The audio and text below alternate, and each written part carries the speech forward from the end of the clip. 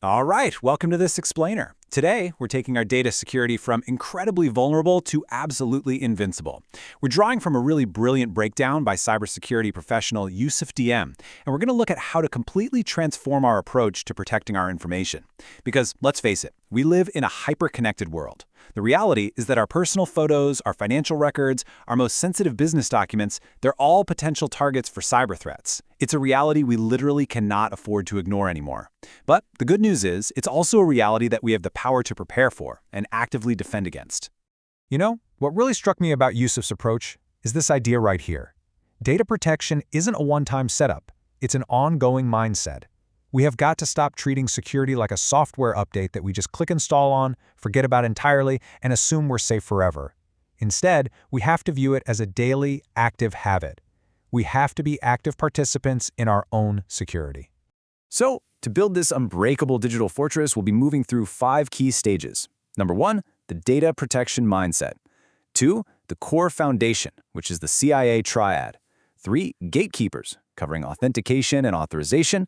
4, encryption, backup, and recovery. And finally, number 5, emerging data security technologies. Let's dive right in.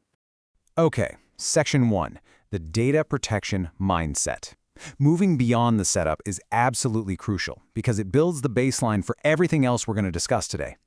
Look, true data protection isn't just taking a hard drive and locking it in a drawer somewhere. I mean, that's only a fraction of the battle.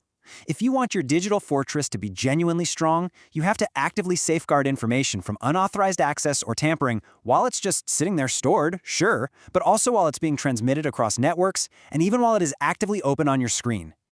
Moving on to Section 2, the core foundation. This whole section revolves around the CIA triad, which basically acts as the architectural blueprint for your entire defense strategy. The C in the triad stands for confidentiality, and this is literally about keeping the wrong people out. Think of role-based access control kind of like VIP passes at a concert, right? You only get backstage if your badge explicitly says you can. So you use those strict access controls, encryption, and tight network restrictions to guarantee that only authorized people can even see sensitive information. Next up is the I for integrity. Because it's not enough that your data just exists, you need absolute 100% trust that it hasn't been tampered with. If a spreadsheet gets altered, whether that's by a malicious hacker or just, a clumsy coworker, audit logs act like security cameras. They tell you exactly who did it, how, and when. And we maintain this integrity through continuous hashing and version control. The final foundational pillar, the A, is availability. You absolutely need guaranteed access to your data when you actually need to use it. This is maintained through redundancy and really strong disaster recovery strategies. Because, let's be real, we've all experienced system downtimes, and perfectly safe data is completely useless if you can't reach it to do your job. A fortress isn't very functional if even the owner is locked out. All right, Section 3, gatekeepers. With our blueprint fully set, it is time to control the entrances through authentication and authorization. Now, authentication and authorization sound super similar, right?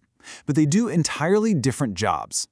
Authentication is the ID check at the front gate. It's proving you are who you say you are using stuff like multi-factor authentication or biometrics. Authorization, on the other hand, is what you're allowed to do once you're inside. That relies on the least privilege principle, meaning you only enter the specific rooms or open the exact files you absolutely need, and nothing more. Section 4 is encryption, backup, and recovery. Now we're exploring the vault and the safety net deep inside our digital fortress. First up, encryption. This is your ultimate failsafe for both data sitting at rest and data moving around. By encoding information with complex, strong algorithms, it's kind of like a bank robber stealing a massive safe but having absolutely no way to figure out the combination. Even if a bad actor manages to bypass your gates and grab the data, it's totally unreadable and completely useless to them. But hey, let's be realistic for a second. Human error and unexpected hardware failures happen to the very best of us. That is exactly why your recovery plan needs regular backups stored in multiple, diverse locations to defend against ransomware and just simple mistakes.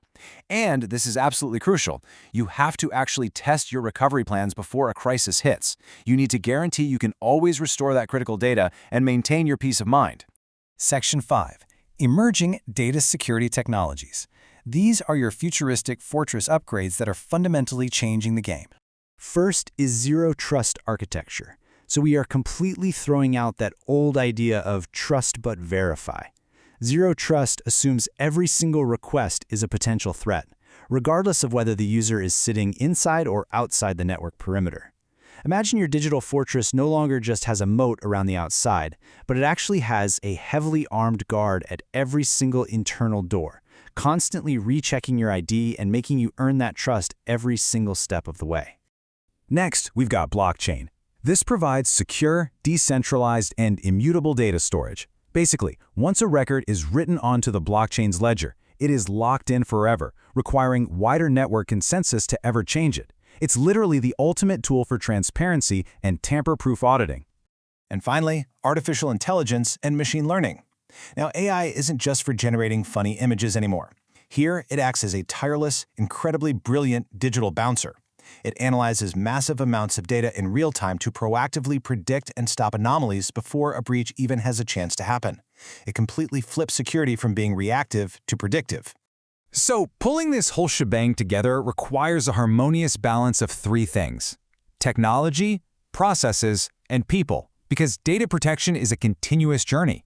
You can go out and buy the most expensive AI security tech in the world, but if your internal processes are flawed, or if a tired employee clicks a simple phishing link, well, the whole fortress falls down.